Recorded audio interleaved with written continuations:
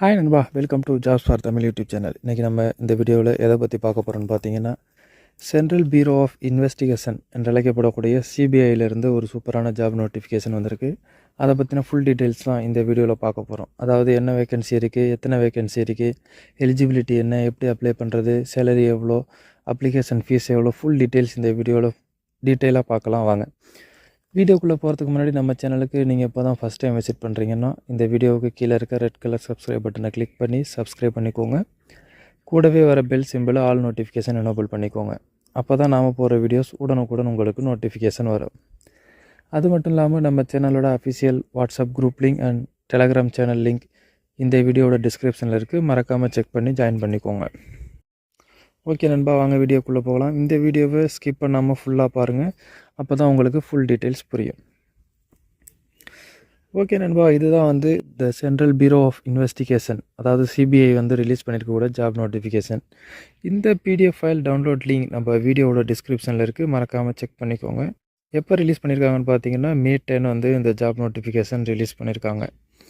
அடுத்து என்ன details, full details பார்க்கலாம் வாங்க. என்ன போஸ்ட்டுக்கான வேகன்சி இருக்குதுன்னு பார்த்தீங்கன்னா, ஜூனியர் அக்கௌண்ட்ஸ் ஆஃபீஸருக்கு வந்து வேகன்சி இருக்குது அப்படின்னு சொல்லியிருக்காங்க. ஒரு வேகன்சி இருக்குது அப்படின்னு சொல்லியிருக்காங்க.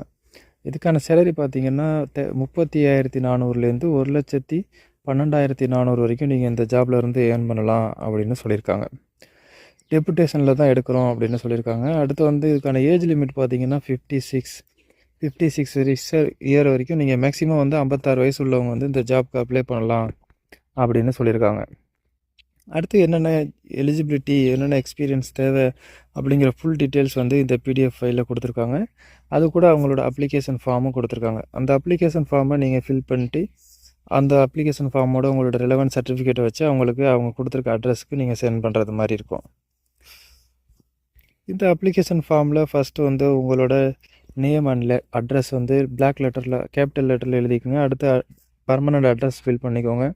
அடுத்து வந்து அட்ரஸ் ஃபார் கம்யூனிகேஷன் இது பண்ணிக்கோங்க. அடுத்து இமெயில் ஐடி, உங்களோட phone number, mobile number, fax, date of birth இது எல்லாத்தையும் வந்து ஃபில் பண்ணிக்கோங்க. உங்களோட basic details, education qualification, experience certificate எல்லா டீட்டெயில்ஸையும் இதில் ஃபில் பண்ணிவிட்டு நீங்கள் வந்து இதில் இந்த லெட்டரை வந்து நீங்கள் அவங்களோட அஃபிஷியல் அட்ரஸ்க்கு வந்து நீங்கள் போஸ்டலில் அனுப்புறது மாதிரி இருக்கும்.